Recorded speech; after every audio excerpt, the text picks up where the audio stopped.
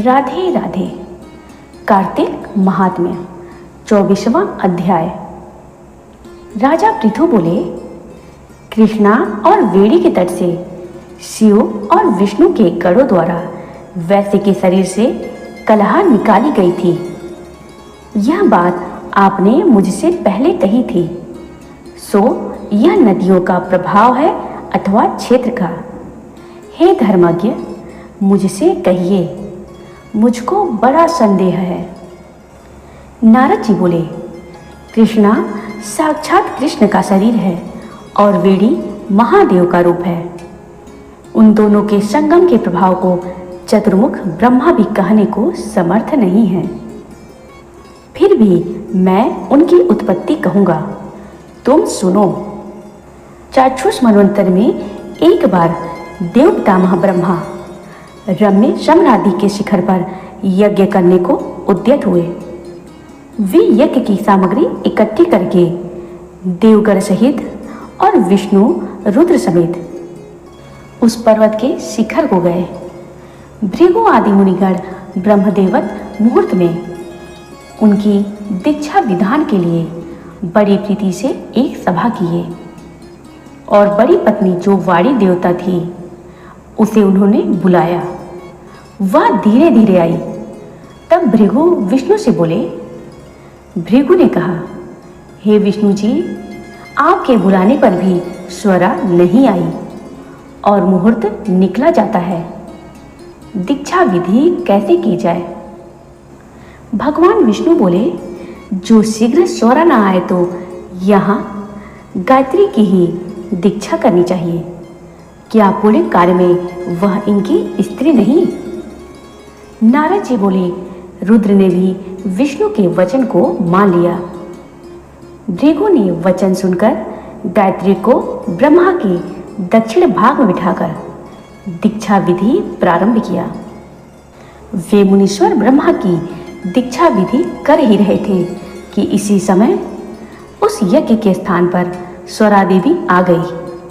वह ब्रह्मा के साथ गायत्री को दीक्षित देख सौत की ईर्ष्यावश क्रोध से बोली। स्वरा ने कहा, जहाँ नहीं पूजने योग्य पूजे जाते हैं और पूजने योग्य नहीं पूजे जाते, वहाँ दुर्भिक्ष, मरण, भय ये तीनों बातें होती है। यह दाहिनी ओर मेरे आसन पर बैठी है, अतएव सदा नहीं देखने योग्य गुप्त नदी होगी।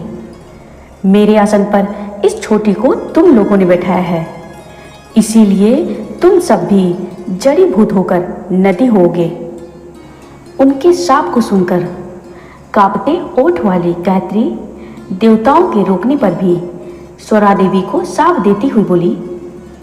गायत्री बोली, ब्रह्मा जैसे तेरे पति हैं वैसे ही मेरे भी हैं। तूने वृथा शाप दिया है, इसीलिए तू भी नदी हो जा। नारद जी बोले, तब शिव विष्णु आदि सब देवता हाहाकार करके दंडवत प्रणाम करते हुए स्वरा देवी की प्रार्थना करने लगे। देवता बोले, हे देवी, तूने ब्रह्मा आदि हम सबको श्राप दिया है कि हम सब जड़ीभूत होकर नदी हो जाएं। लेकिन ऐसा होने पर ये तीनों लोग नाश को प्राप्त हो जाएंगे।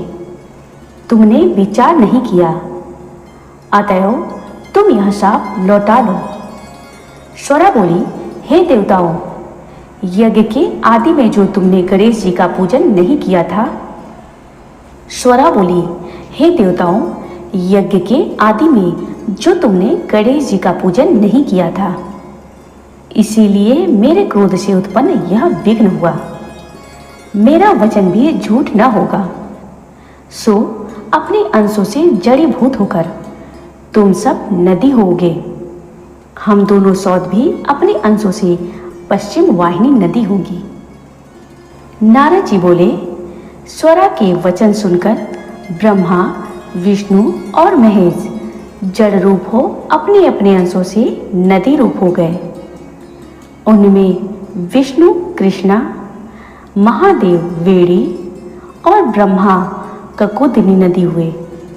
ये सब पृथक पृथक होकर बहने लगे। अन्य देवता भी अपने अंश शह पर्वत के शिखर से नदी होकर पृथक पृथक बहने लगे। देवताओं के अंश से उत्पन्न नदियां पूर्ववाहिनी और उनकी स्त्रियों के अंश से उत्पन्न सैकड़ों हजारों पश्चिम वाहिनी नदियां हुई। गायत्री और स्वरा दोनों पश्चिम वाहिनी नदियां। अन्य देवता भी अपने अंश शह पर्वत के शिखरों से नदी होकर पृथक पृथक बहने लगे। देवताओं के अंश से उत्पन्न नदियां पूर्ववाहिनी और उनकी स्त्रियों के अंश से उत्पन्न सैकड़ों हजारों पश्चिम वाहिनी नदियां हुई। गायत्री और स्वरा दोनों पश्चिम वाहिनी नदी सरस्वती सावित्री इस नाम से प्रसिद्ध हुई। ब्रह्मा जी ने वहां यज्ञ के निमित्त विष्णु और शिव दोनों की स्थापना की। वे दोनों महाबल और अतिबल नाम से प्रसिद्ध देवता हुए। कृष्णा और वेणी के ऐसे उपाख्यान को जो भक्ति से सुनेगा और सुनावेगा, उसे उनके दर्शन और स्नान का फल प्राप्त होगा। जय श्री कृष्ण, जय श्री कृष्ण।